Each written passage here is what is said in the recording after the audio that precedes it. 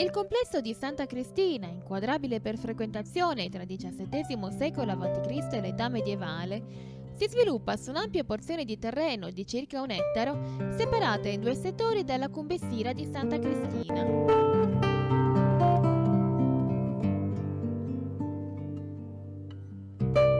La cumbessira o Moristene è l'insieme di piccole abitazioni per i pellegrini erette a circondare i santuari campestri ed occupate stagionalmente in occasione della ricorrenza dei festeggiamenti relativi alla figura a cui il santuario è dedicato.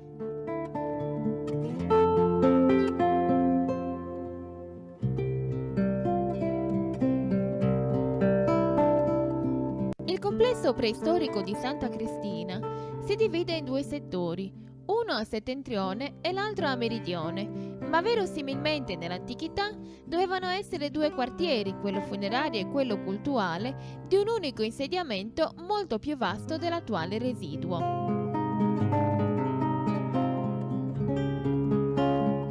Il complesso di Settentrione si compone di un pozzo sacro della capanna delle riunioni e della preistorica cumbessira, che ha ispirato in un sincretismo religioso e culturale i costruttori tardo-medievali.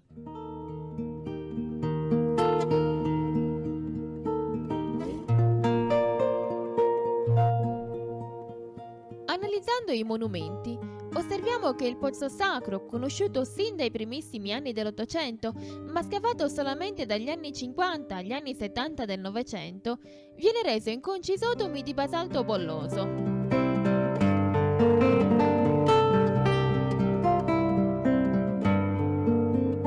Si costituisce in un pozzetto di captazione sormontato da una tolos ipogeica, la quale si presenta rifinita in conci isodomi e rastremata verso l'alto con l'apice della cupola coronato da una ghiera littica aperta volutamente.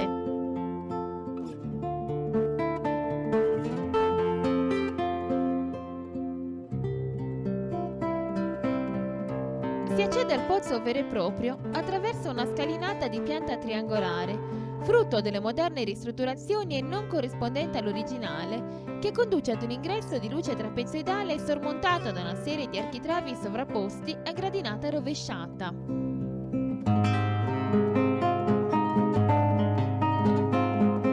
Anche le pareti della gradinata si presentano rastremate verso l'alto e sono rese con conci isodomi a T con una faccia a vista perfettamente rifinita.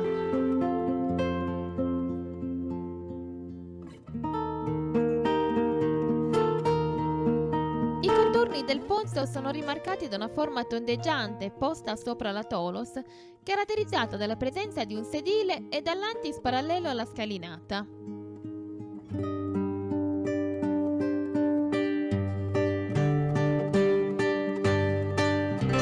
Questi residui murari, secondo le elaborazioni di alcuni studiosi, erano in origine una sorta di torre o di edificio cupolato, preceduto da una parte rettangolare con tetto a doppio spiovente, riflessione condotta forse in accostamento ad alcune statuette in bronzo.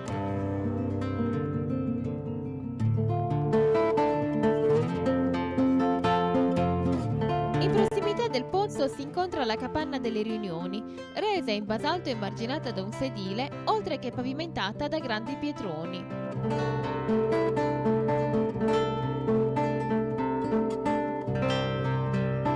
Numerosi sono gli ambienti di forma rettangolare che attorniano sia il pozzo che la capanna delle riunioni.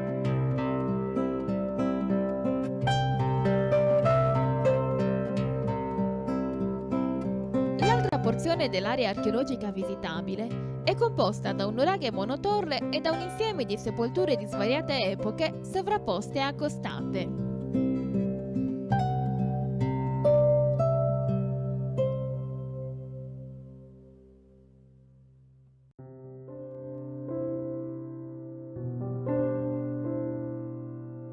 Si possono osservare almeno 3 strutture allungate absidate rese con tecnica edilizia a sacco, una delle quali presenta la copertura a piattabande.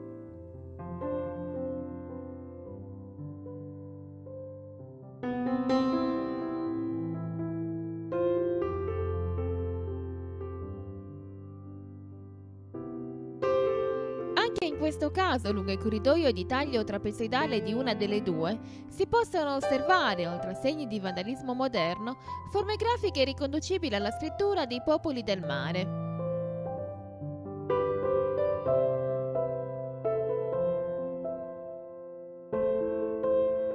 In posizione centrale all'area funeraria sorge un nuraghe monotorre a cui si accede attraverso un ingresso sormontato da un poderoso architrave e coronato da una finestrella di scarico con la sagoma di una testa bovina.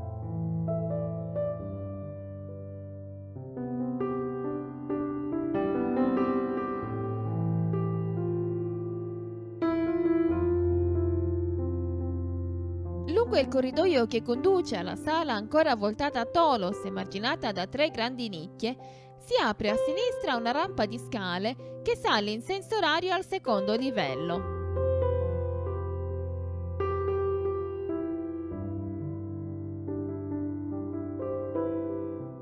Se dall'esterno il complesso può sembrare chiuso e poco arieggiato, le svariate feritoie nel paramento murario della scala ci mostrano un sistema di arieggiamento insospettabile.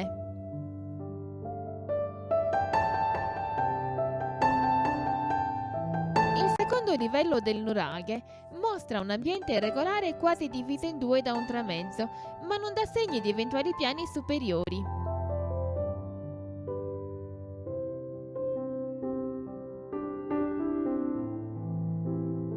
L'intorno della struttura rivela la presenza di una consistente necropoli che si sviluppa temporalmente sino all'epoca imperiale e alto medievale in virtù della presenza di numerosi portelli funerari con doppio spiovente e decorazione a spiga, tipici di sepolture alla cappuccina.